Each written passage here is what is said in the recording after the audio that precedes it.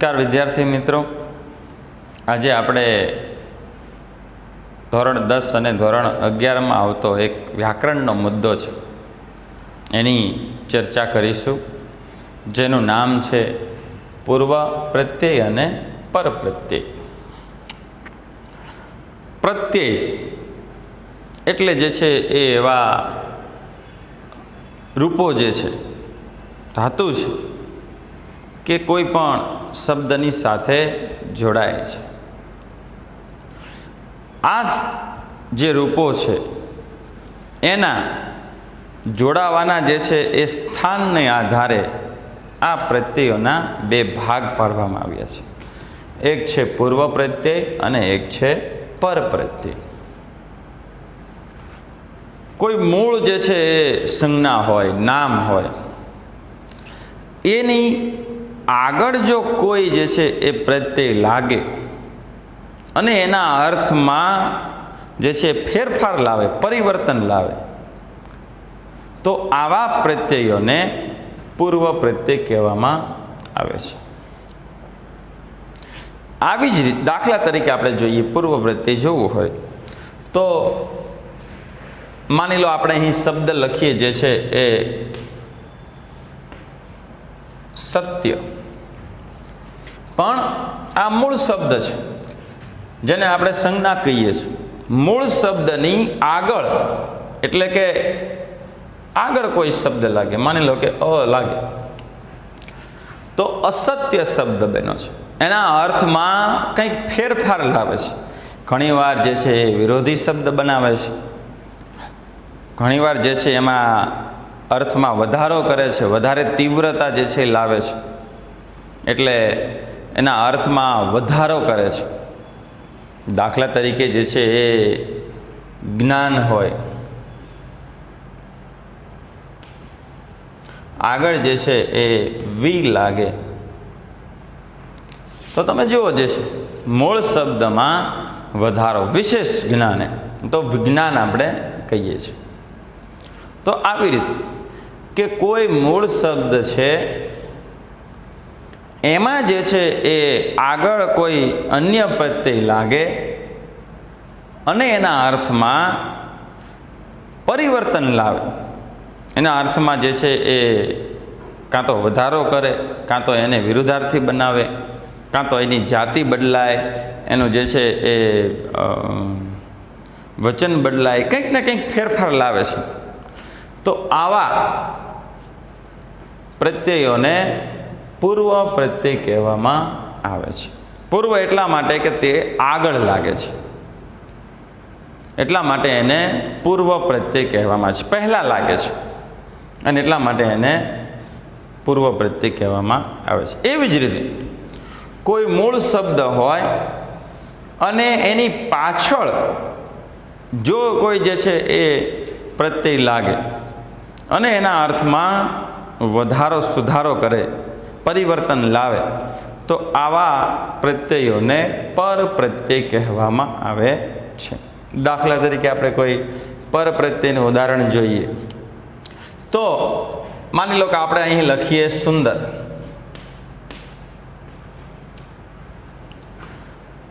હવે એની પાછળ જે છે એ કોઈ જે છે એ પ્રત્યય લાગે, તા લાગે માની લો, તો શબ્દ બન્યો સુંદરતા. તો પાછળ જે છે લાગે, જે એને જે છે એ ભાવવાચક શબ્દ બનાવે છે, તો આમ પાછળ જે છે કોઈ શબ્દને કોઈ પ્રત્યય લાગે અને એના અર્થમાં કંઈક પરિવર્તન લાવે, વધારો લાવે, કે પછી જે છે એ એને એની જાતિ બદલી જાય, કાં તો જે છે એ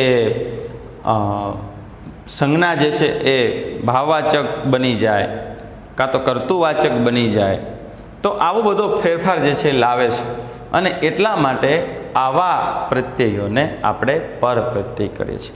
સામાન્ય રીતે જો આપણે ગણવું હોય તો સીધું કહેવામાં આવે છે કે જે અક્ષરો કોઈ શબ્દની આગળ લાગે છે એને પૂર્વ પ્રત્યય કહે છે, અને જે અક્ષરો કે શબ્દો કોઈ શબ્દની પાછળ લાગે છે અને સુધારો વધારો લાવે છે એમાં એને પર પ્રત્યય કહે છે. પર એટલે અહીંયા આપણે ગણી લો કે પાછળ, એવી રીતે તમે સમજશો એટલે તમારા માટે સહેલું થઈ જશે.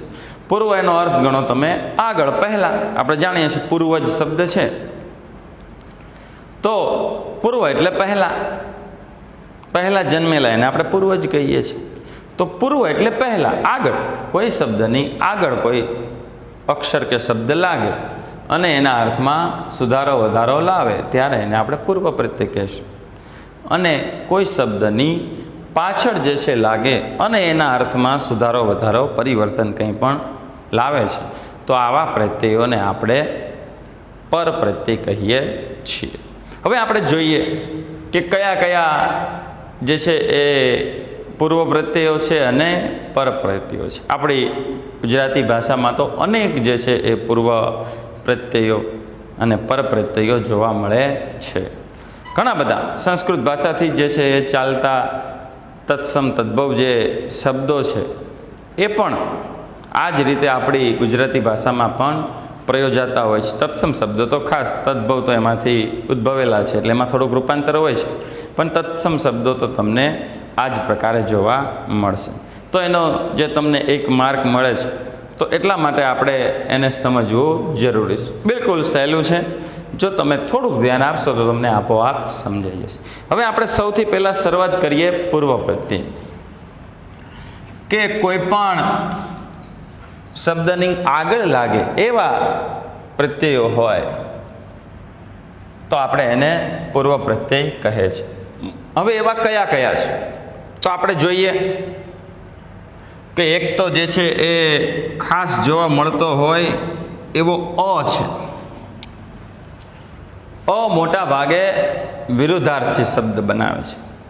આપણે જાણીએ છીએ કે અ કોઈ શબ્દની આગળ લાગે છે એટલે મૂળ શબ્દનો વિરુદ્ધાર્થી બનાવે છે. 99% શબ્દો જે છે એ વિરુદ્ધાર્થી જ બનતા હોય છે. દાખલા તરીકે હિંસા શબ્દ છે,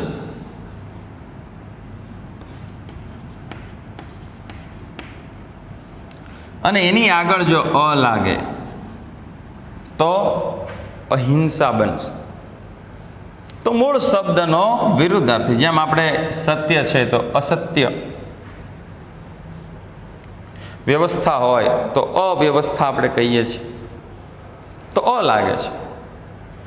જે છે મૃતક હોય તો એનો વિરુદ્ધાર્થીમાં મરવું છે, એનો વિરુદ્ધાર્થીમાં અમર શબ્દ પ્રયોજાય છે. ભય છે તો એનો વિરુદ્ધાર્થીમાં અભય શબ્દ પણ વપરાય છે. તો આવી રીતે અ જે છે આગળ લાગે છે. અનેક શબ્દો, સફળ તો અસફળ જે છે એ બનશે. તો તમને ઘણા બધા શબ્દો મળશે. તમે જે છે એ જ્યારે પુસ્તકને જે છે જોશો તો એની અંદર અને લગતા કેટલા બધા શબ્દો જોવા મળશે. પણ યાદ રાખવાનું છે કે મૂળ શબ્દ ભૂલાવો જોઈએ નહીં. તમારે જે છે કોઈ શબ્દને મારી મચડીને જુદો પાડવાનો નથી. માન લો કે કોઈ શબ્દ હોય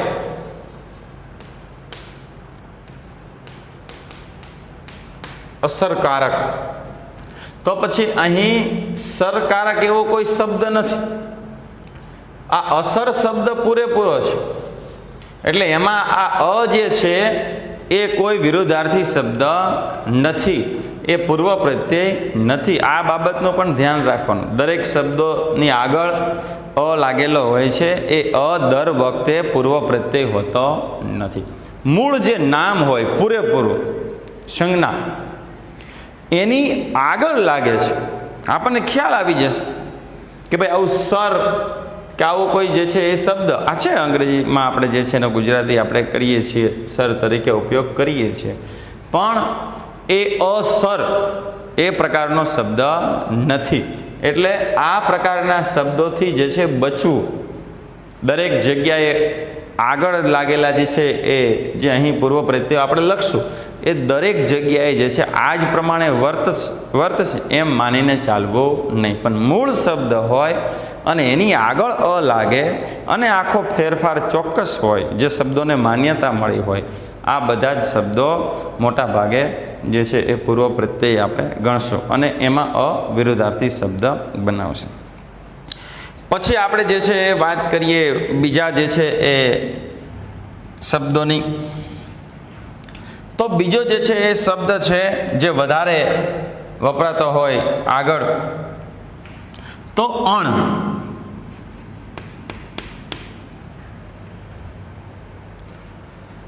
તો અણ શબ્દ લાગે છે.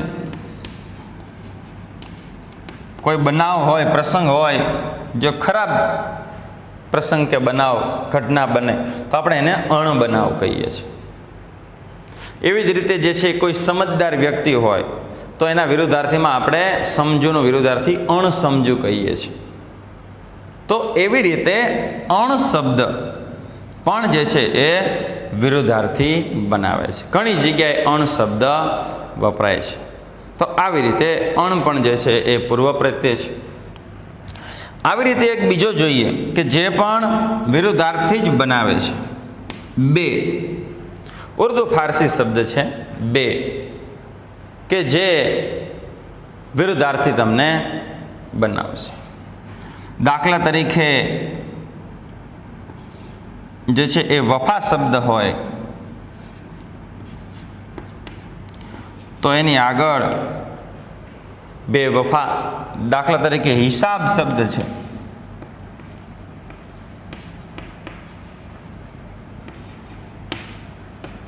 તો બે હિસાબ. લગામ, કાબુ, તો આ બધા શબ્દમાં બે લગામ, બે કાબુ, બે સુમાર. ઈમાન હોય તો બે ઈમાન. તો આ પ્રકારે આગળ જે છે એ બે જે સંખ્યાવાચકનો અર્થ નથી બે, પણ અહીં ઉર્દુ ફારસી શબ્દ છે જે આપણી ગુજરાતી ભાષામાં આવ્યો છે અને વિરુદ્ધાર્થી તરીકે આપણે એને પ્રયોજી શકીએ છીએ. તો એ પણ પૂર્વ પ્રત્યય છે. મૂળ જે શબ્દ છે એની આગળ લાગે છે અને અર્થમાં જે છે એ કંઈક પરિવર્તન લાવે છે. આવી રીતે પછી એક શબ્દ છે વી.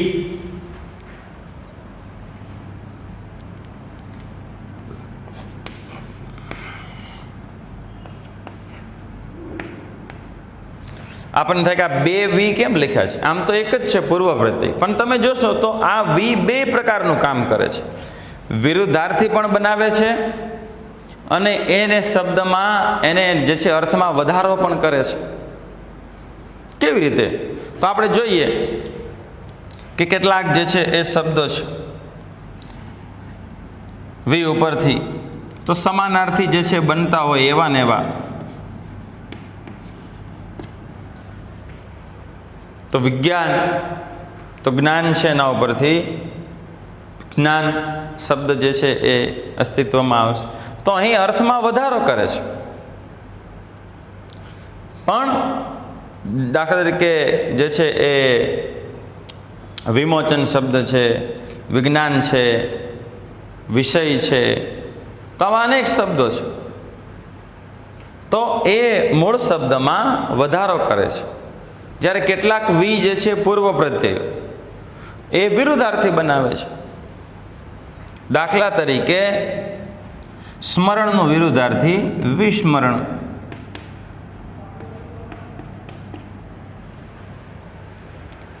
તો સ્મરણનું વિરુદ્ધાર્થી વિસ્મરણ. તો આ પ્રકારે વી જે છે એ વિરુદ્ધાર્થી પણ બનાવે છે. સમ એટલે સમાન, તો વિષમ. તો આવા અનેક જે છે એ શબ્દો છે કે જેમાં વી જે છે એ વિરુદ્ધાર્થીનું કામ કરે છે. દેશ તો વિદેશ છે, તમને ઘણા બધા શબ્દો મળશે. તો બંને રીતે વી જે છે એ અર્થમાં વધારો પણ કરે છે અને જે છે એ વિરુદ્ધાર્થી પણ બનાવે છે. એટલે વીનો ઉપયોગ જ્યારે થાય ત્યારે મૂળ શબ્દને આપણે જોવું. આપણે તો જે છે વિજ્ઞાનમાં પણ વીને પૂર્વ પ્રત્યય જણાવી દઈશું અને વિસ્મરણમાં પણ પૂર્વ પ્રત્યય જ. આપણે તો જવાબ એ જ લખવાનો છે કે પૂર્વ પ્રત્યય છે કે પર પ્રત્યય. આપણે બીજું વધુ કશું કરવાનું નથી. જ્યારે પ્રશ્ન પૂછાય એના જવાબમાં એ શબ્દમાં પૂર્વ પ્રત્યય જે છે એ છે કે પર પ્રત્યય એટલું જ જણાવવાનું છે. એટલે આપણે તો સીધો જ જવાબ લખવાનો છે. વી જે છે એ લખશું અને જે છે એ લીટો કરીને લખશું કે પૂર્વ પ્રત્યય. બસ આટલો જ જવાબ લખવાનો હોય છે. આ સિવાય જે છે બીજા કેટલાક જે છે શબ્દો જોઈએ કે જે સંસ્કૃત ભાષામાંથી ઉતરી આવ્યા છે એવા ઘણા બધા છે.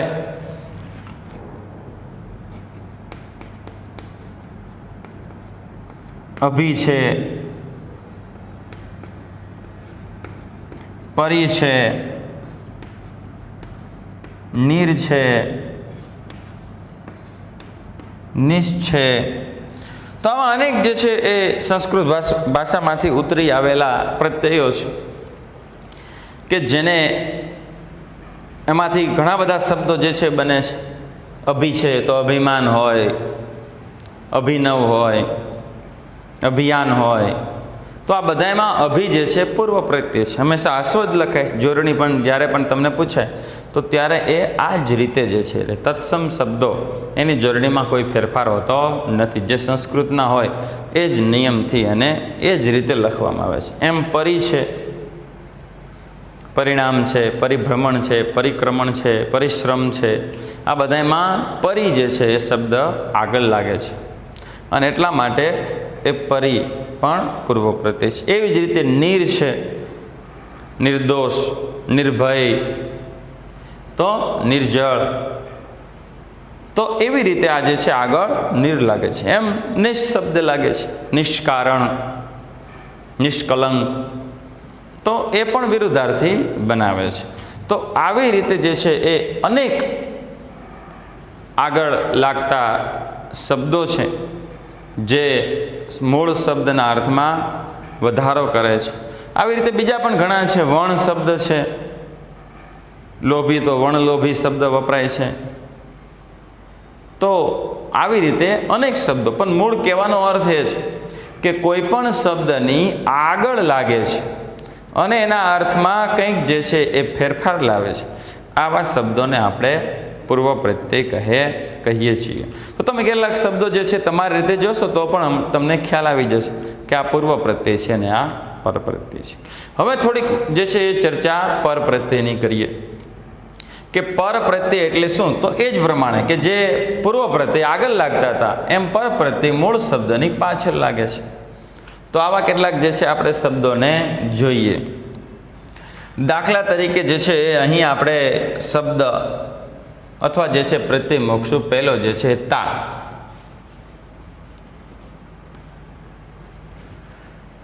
તો જેમ અહીં એક ઉદાહરણ છે સુંદરતા, એમ જે છે મૂળ શબ્દ છે કાયર. તો એના ઉપરથી કાયરતા જે ગુણ બને છે એટલે ભાવ બને છે, ભાવવાચક સંજ્ઞા જે છે બનતી હોય છે. એમ જે છે એ વીર શબ્દ છે તો એના ઉપરથી વીરતા, પ્રભુતા. તો આવા ઘણા બધા શબ્દો તમને મળશે કે જેની પાછળ મહાન છે, એના ઉપરથી મહાનતા, જે એનો ગુણ છે, ભાવ છે, દર્શાવે છે. તો એટલા માટે તા જે છે એ પર પ્રત્યય છે. એ મૂળ જે સંજ્ઞા છે એમાંથી ભાવવાચક સંજ્ઞા બનાવે છે. એવી રીતે પાછળ લાગતા હોય એવો છે ઈય, જે પાછળ લાગે છે. માન શબ્દ છે એના ઉપરથી માનનીય, રાષ્ટ્ર ઉપરથી રાષ્ટ્રીય, દીર્ઘ છે, સન્માનનીય, આદરણીય. તો ઘણા બધા જે છે એ શબ્દો જેની પાછળ ઈય લાગે છે. દ્વિતીય, તૃતીય, ઈય જે દીર્ઘ હોય છે. હંમેશા જોડણીમાં પણ પૂછાય તો પણ યાદ રાખવાનું કે એ દીર્ઘ હોય છે. એમ જે છે ઈક પ્રત્યય છે, ઈ હસ્વ, ઈક. સામાજિક, જે હસ્વ છે, ઈક, ઈકા, ઈત, ઈતા. આ બધા જે છે એ પર પ્રત્યય પાછળ લાગે છે. સામાજિક, પછી વૈશ્વિક, આર્થિક, માનસિક, શારીરિક, શૈક્ષણિક. તો આ પ્રકારના અનેક શબ્દો છે કે જેની પાછળ ઈક પ્રત્યય લાગે છે અને ઈક હંમેશા કેવો હોય છે? હસ્વ હોય છે.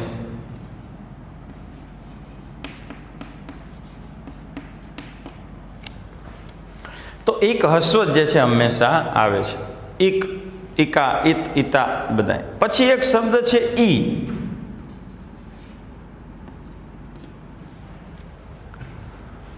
કે જે મોટા ભાગે જે છે એ કાં તો કોઈ શબ્દની જે એમાં લિંગ પરિવર્તન કરે, જાતિ બદલાવી નાખે છે, અને કાં તો એના આધારે જે છે એ બીજી સંજ્ઞાઓ બનાવે છે. તો ઈ દાખલા તરીકે જે છે એ નોકર શબ્દ છે, તો એના ઉપરથી નોકરી શબ્દ બનાવે છે. તો આખી જાતિ જે છે એ એના ઉપરથી એક સંજ્ઞા જે છે બનાવે છે નવી. જાતિ કેટલાકમાં બદલાય છે. દાખલા તરીકે આપણે સ્ત્રીવાચક જે શબ્દ વાપરતા હોય જેમાં પાછળ ઈ લાગતો હોય, તો આ પ્રકારે જે છે એ જાતિ બદલાવે છે. નાગ છે તો એના ઉપરથી નાગણ અથવા નાગણી જે છે એ શબ્દ બને છે. અણ અને અણી અથવા ઈ પણ લાગે છે. પછી દાખલા તરીકે ભિખારી છે,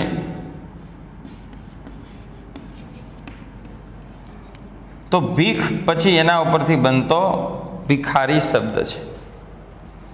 તો ત્યાં ઈ અથવા ઈના બીજા જે કંઈ સ્વરૂપો છે એ પણ લાગે છે. તો આવા અનેક શબ્દો છે કે જેની પાછળ ઈ લાગવાથી એમાં ફેરફાર થાય. શિકાર છે, એના ઉપરથી શિકારી કર્તૃવાચક સંજ્ઞા પણ બનાવે છે. એ કામ કરનાર વ્યક્તિ તરીકે પણ જે છે એને દર્શાવે છે. તો ઈ લાગે છે. ઘણા બધા શબ્દોમાં આપણે જોઈ શકીએ છીએ. આવી જ રીતે પાછળ લાગતા શબ્દો જે છે એ પ્રત્યય, એમાં ત્વ છે, મહત્વ છે, ગુરુત્વ છે, સ્વામિત્વ છે. તો આવા જે પાછળ ત્વ લાગતા હોય આવા શબ્દો પણ પર પ્રત્યય તરીકે આવશે. પછી છે તર.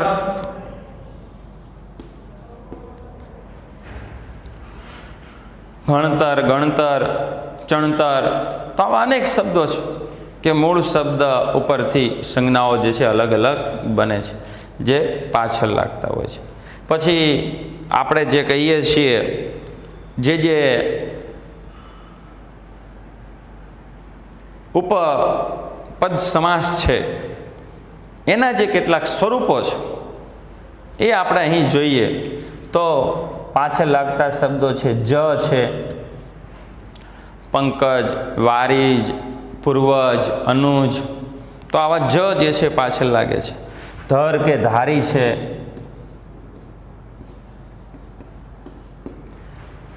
કે પછી મતી કે વતી છે,